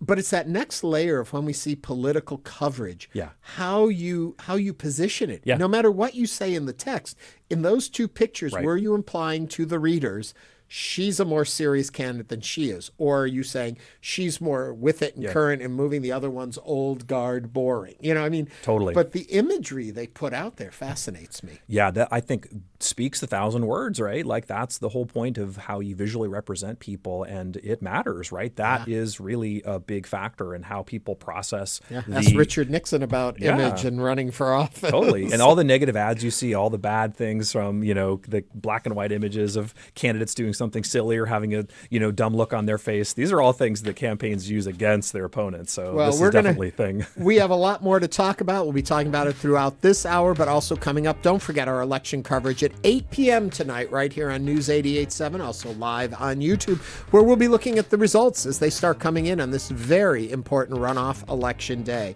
But still coming up on Hello Houston today, Energy Fellow at the University of Houston, Ed Hers, a regular friend of ours, is going to be back with us to help us understand the latest developments in the Iran war and give his perspective on global energy picture and what it could mean for Texas. This is Hello Houston on News 88.7.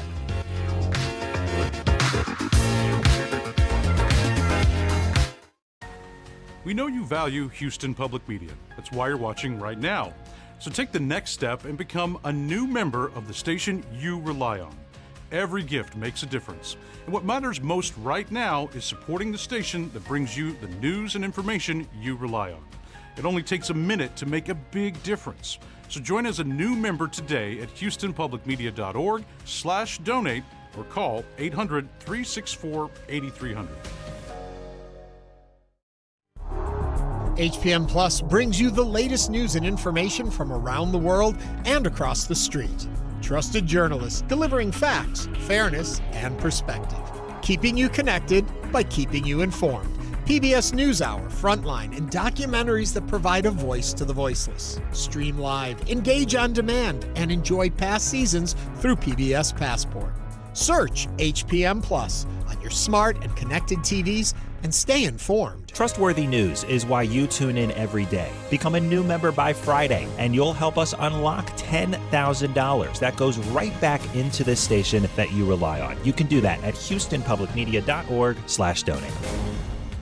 Support comes from the Moody Center for the Arts at Rice University, hosting the opening reception for Masako Miki, Shapeshifters, Sprites, and Spirits on May 29th, 6 to 8 p.m. More at moody.rice.edu. Support comes from Stages, presenting Spamilton, an American parody, created by Gerard Alessandrini, the musical comedy with new lyrics tracing the rise of Lin-Manuel Miranda after the debut of his Broadway hit. Opens May 29th. Tickets at stageshouston.com. Support comes from Pearland, Texas, a community supporting innovation in business, science, healthcare, energy, and inspiring their citizens. More on innovation happening in Pearland at pearlandedc.com. Pearland. Innovation lives here.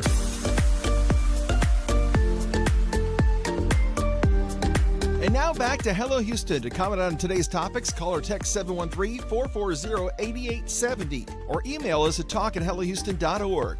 And now, Ernie Manouse and guest host Brandon Rottinghaus. Oil prices remain volatile as uncertainty continues over the conflict involving Iran and the future of shipping through the Strait of Hormuz, a key route for global entry supplies. Analysts say even a diplomatic agreement is reached soon, the effects on oil markets and energy infrastructure could continue for months. At the same time, Texas is seeing growing questions around the future of energy development here at home. Dozens of wind projects across the state are currently delayed as federal officials renew permits tied to military, aerospace, and national security concerns, creating new uncertainty for a clean energy industry and the state's power grid. For perspective on both the global energy picture and what it could mean for Texas, we're joined by Ed Hers, Energy Fellow at the University of Houston. Ed, welcome to Hello Houston. Thank you, Brandon. Thank you, Ernie.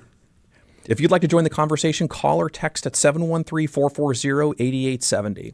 One question I think that is on most people's minds is, how does Texas find itself in the center of this energy discussion? It's obviously such a strong part of the economy and important globally. How does Texas figure in this new question about these conflicts happening, not just in the Middle East, but also in the Ukraine and other places?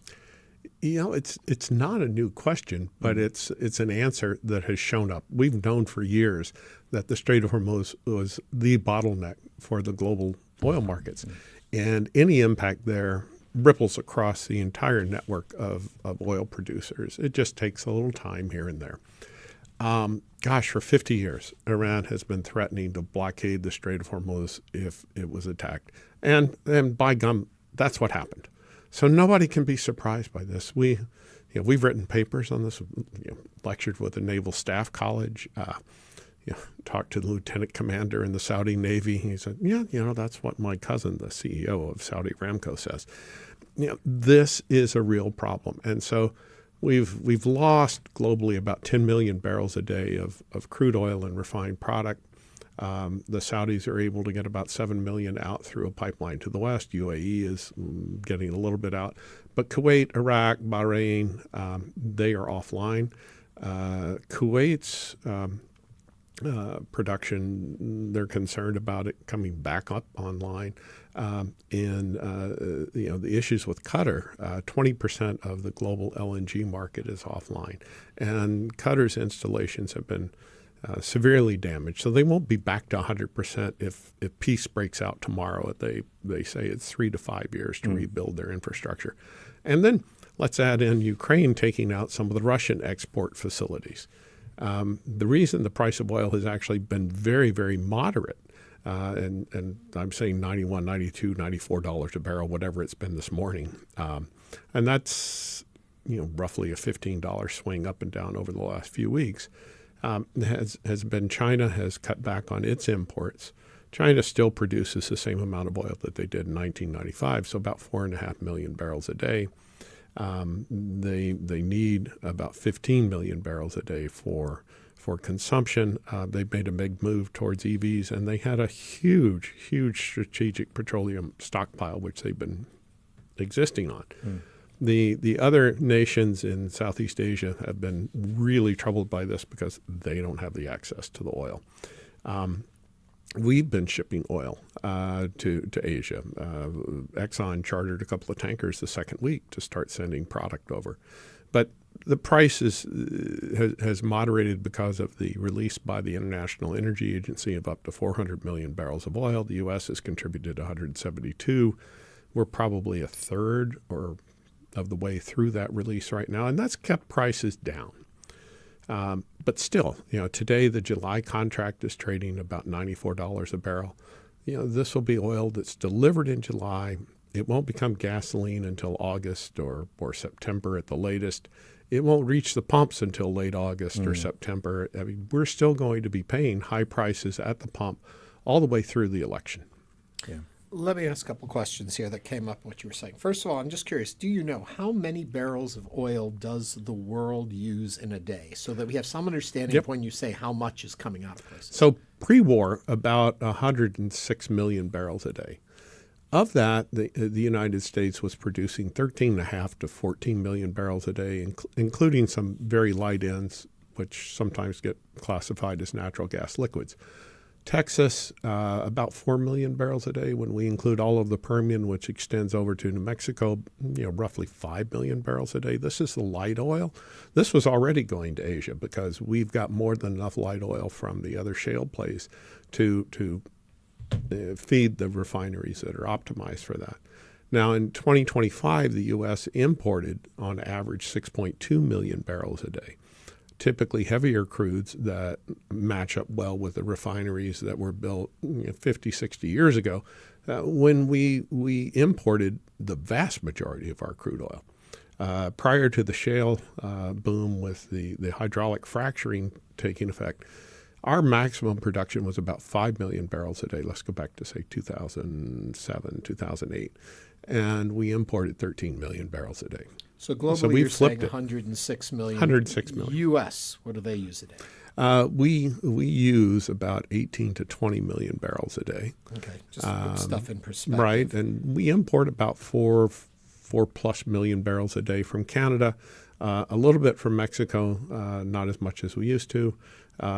A very little bit from Venezuela, but that's where we get the majority of our heavy put that in oils. so people understand. We talk about all these millions of barrels. What does it take to keep this globe going? What does it take to keep this country going when it comes to that? So we can understand these restrictions and limits. And so for 2025, we imported about 490,000 barrels a day from nations that have been blocked by the blockade. And so that's oil we can buy. I mean, the United States is still the wealthiest nation in the world. We don't have any issues outbidding somebody else for the oil. China doesn't have any issues outbidding other nations for the oil either. And so because of that market interaction, the prices are going to go up absolutely everywhere.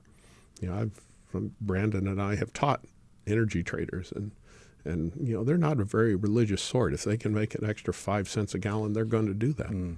Another question that goes back to what you were talking about. Talk about the Straits of Hormuz. And the question there for me is, we talk about how now Iran has put a stranglehold on it right now. Before that, who actually controlled that piece? How was it decided what happened at that mouth or whatever, at that little narrow gap there? If Iran wasn't controlling it, who did? It's an international waterway by convention, I guess, you know, as agreed to by the UN and all of the nations around it. And so it was open for everyone. In fact, I guess Secretary of State Rubio is in India today talking about the need to keep the seaways open around the South China Sea. 60% of global trade passes through there, and China's belligerence in that area has raised some alarms among the nations that would be severely impacted by any kind of tolling arrangement or military action. And how many miles is it wide? I think it's up to 6 miles wide, relatively narrow in the grand scheme of things. So before the war, Iran was not controlling it and was not putting pressure on controlling it. They were threatening, but hadn't actually done it, correct? That's correct. They have always threatened. Okay. And now we've learned that they can do it. Come through and make good on the threats. I guess just yesterday, the U.S. struck a couple of small boats that were laying mines. And so if peace were to break out today, the Navy has said it would take 3 months, perhaps more, to make sure the strait is clear of mines.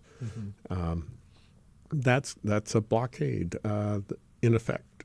We know that the insurance markets and Lloyd's, for example, won't allow a ship to go out because they won't write the policy. A 2 million barrel tanker is carrying a couple $100 million of crude oil, plus the value of the tanker, plus the value of the crew, for goodness sake. Nobody wants to risk that.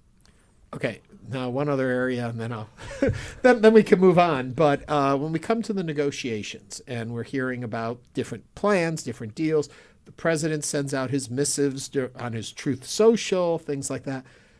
Should that be taken as actual policy of the U.S., or is there another level of diplomacy that's happening that the president is just noise on top of real negotiation, or is this noise, these Truth Socials, official government policy and suggestions?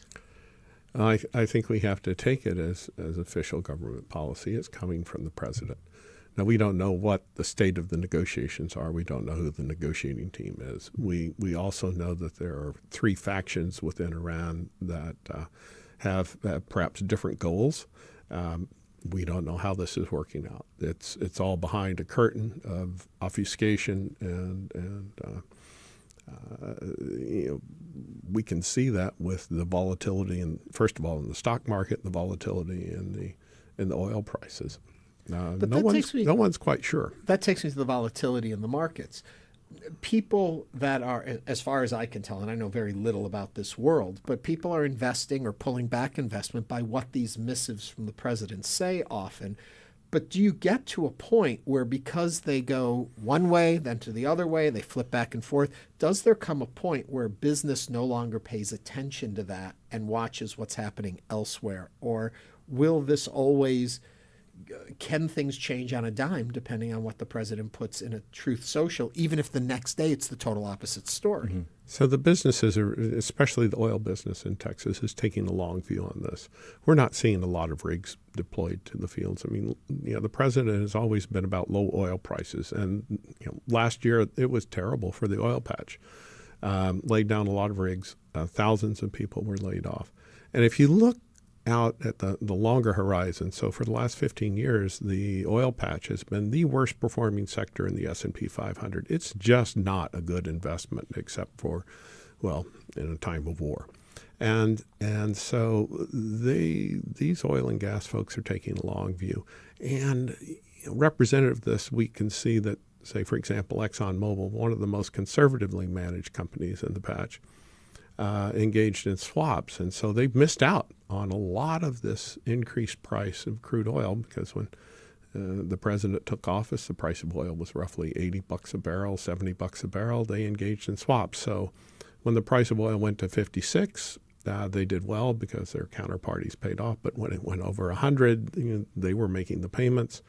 So they've opted to go a more stable route. They've been able to sell away, protect themselves from the volatility. And that's why we're not seeing a huge amount of money getting deployed to the oil patch right now. There's just not quite a lot of it there.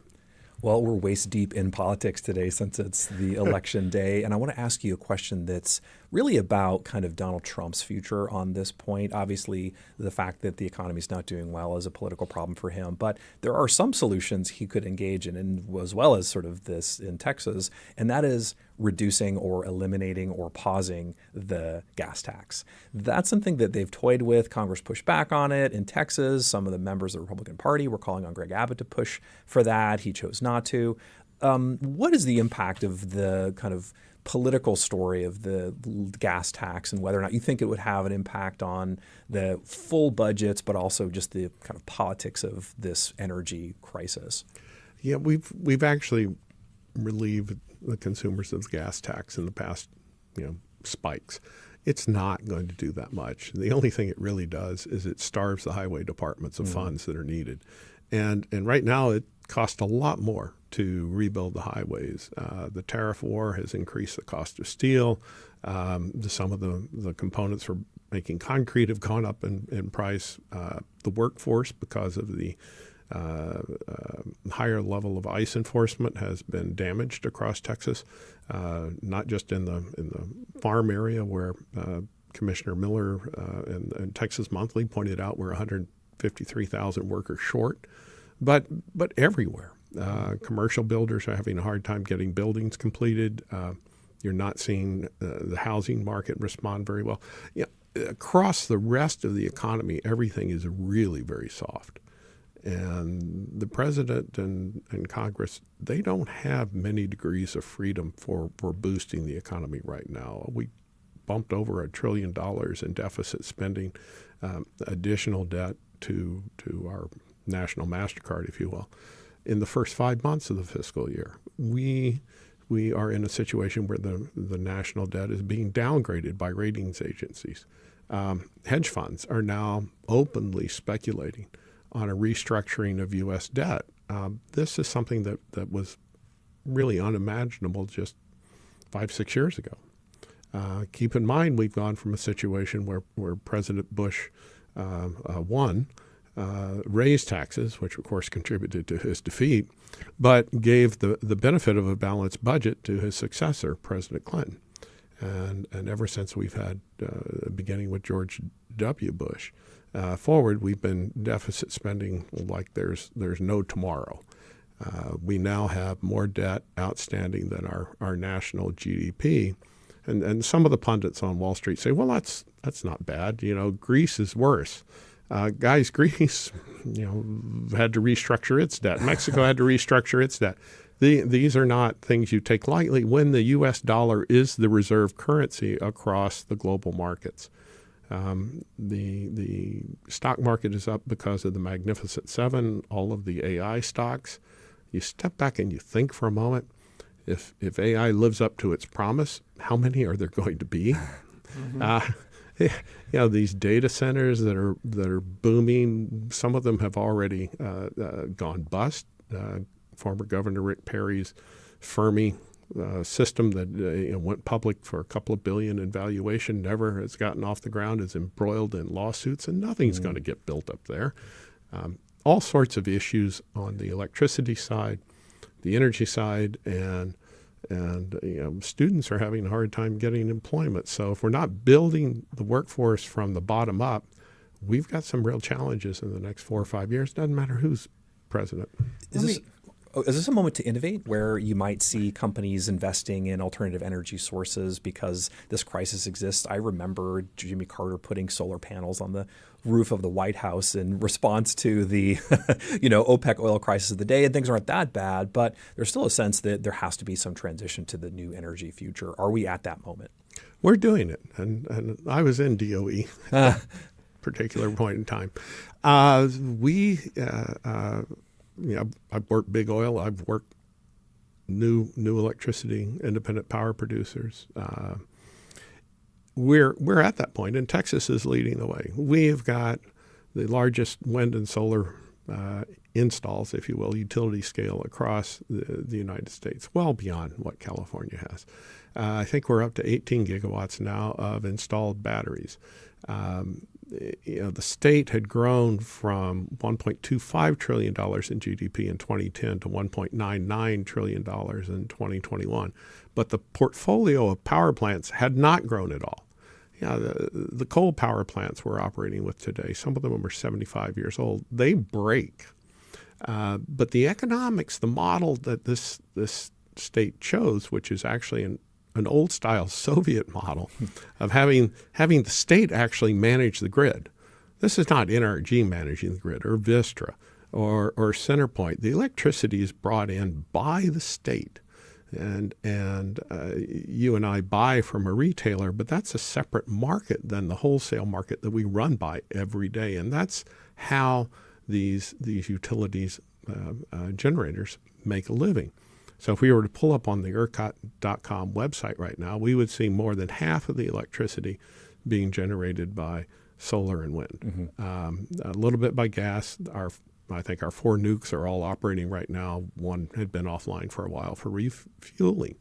And that's going to continue because these guys during an average Texas day can underbid anything that has a fuel cost, such as natural gas.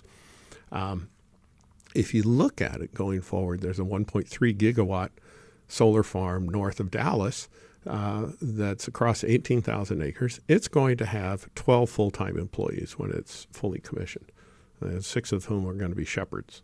And, maybe somebody doing lamb chops. And then, we look at the South Texas nuclear power plants. We've got 2 1.3 gigawatt units south of town here, 1,100 full-time employees. There is a cost of fuel. It's on a 12,000 acre footprint. Just in terms of operating cost, the low marginal cost producer is going to dominate over time. And the marginal cost for operating a battery is, what does it cost to charge it?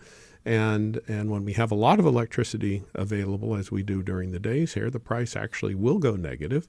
And so somebody pays that battery to charge up, and then in the evening when it's needed, or in the afternoon, it can sell out at a higher price, buy low, sell high.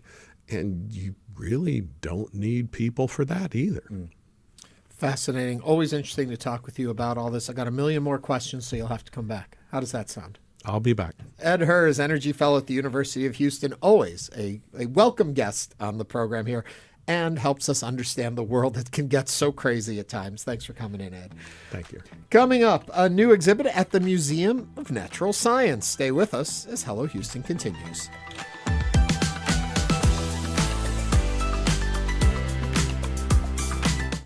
It's not just your car.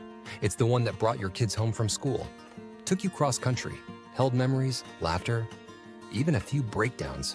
When it's time to let go, give your car a new purpose. Donate it and turn memories into meaningful support for this station. Plus, you'll enjoy free and easy pickup, potential tax benefits, and a simple donation process. Your gift supports the programs you and your family love. Donate today and help keep public media strong. Call or donate online. We all know the war on drugs has failed. We also know, like, it not only failed, it kind of made things worse. And you realize fentanyl, meth, two of the first sort of synthetic drugs were out there. Basically, they were harbingers of this sort of dystopian future. I'm Natalie Kitroeff. That's Today on the Daily from the New York Times. Tonight at 7 o'clock. Houston Public Media is licensed to the University of Houston system, governed by the UH Board of Regents. Information about open meetings, dates, times, and locations is online at uhsystem.edu. Support comes from Metro. World Cup planning includes transit improvements intended to serve Houston after the final match. Metro provides bus, rail, and paratransit service and continues mobility enhancements across the region. More at ridemetro.org/Metro Now. Support for Houston Public Media comes from listeners like you and from Baylor College of Medicine. Baylor's work centers on advancing health and medicine through research, education, and patient care. Support for Houston Public Media comes from listeners like you and from attorney mediator Ron Bankston, providing in-person, video conference, and hybrid mediation and arbitration services. More information is available at ronbankston.com. And now back to Hello Houston. To comment on today's topics, call or text 713-440-8870 or email us at talk@hellohouston.org. And now, Ernie Manouse and guest host Brandon Rottinghaus. Clickbait, a digital obsession, is the new special exhibit at the Houston Museum of Natural Science that invites visitors to embark on an immersive journey into the digital world. Featuring 18 large-scale interactive installations, this exhibit explores the invisible system of mechanics that make up our modern life in today's digital age, allowing guests of all ages to engage with themes such as social media, digital identity, AI, and more. To tell us all about the exhibit and so much more, we're joined again by Nicole Temple, Vice President of Education at the Houston Museum of Natural Science. Welcome back to the program. Well, thank you. Thanks for having me. If you've got questions, if you'd like to join the conversation, 713-440-8870. Okay, Clickbait, take me into it. Yes. So it is like you said, a digitally immersive exhibit. So one of the things that's exploring is, and I keep giving this example, is when you get an update from iPhone, and you just go, I consent. You don't know if you're saying that you're going to end up bringing your severed leg into work next week. You don't know if you've agreed to adopt every puppy in the city. You just know that you hit that button. So part of what the exhibit is doing is saying, so what information is being collected? What are they doing with that information? How does the internet know about you? And what do you know about the internet? And the main takeaway from the museum is we're trying to increase people's digital literacy. Mm-hmm. So you're already interacting with these things. You're already having these apps on your phone. You're already, getting cookies on your computer. But what do you know about what you're doing? Yeah. And so it's going to be a great way for parents to start conversations. It's going to be a great way for people to understand how the information is being used and how you can use the information that you are also finding on the internet. Is this a visiting exhibition or is it something you guys built here? No, it's a traveling exhibition, yes. So in visualizing something that is so zeros and ones mm-hmm. and so digital, how do you make it engaging to an audience to pursue what is usually just mathematical equations ad infinitum? Mm-hmm. So it's kind of an app that you can walk through. So when you walk in, you register and you put in a name. What are you signing up to? No, actually, yeah, there is a giant panel in the beginning that tells you exactly what you're consenting to. And then there's a secondary one that tells you what you're consenting to. So to go into the exhibit, you need to know that we're going to be using cameras and there's videos in there. And so we make you read those terms and conditions and you have to say, I consent. And then when you go in, you can start a profile. And you can put in whatever name you want, and it'll take a picture of you. And then the profile that's created follows you around the exhibit as you voluntarily give it information as you interact with it. But it's also important to know that everything there is on a local server. So at the end of the day, when the exhibit closes down, the servers are wiped and we start fresh the next day. Or so you say. No, it's on a local server. So it's like what happens in Clickbait stays in Clickbait. So you get to the end where you have played all these games and you've learned all these things and you've looked at all these things and you've taken pictures and you get to the end and then it tells you what it has learned about you from what you voluntarily told it. The younger generations have grown up with this sort of digital world, like Ernie, of course, among the youngest of generations.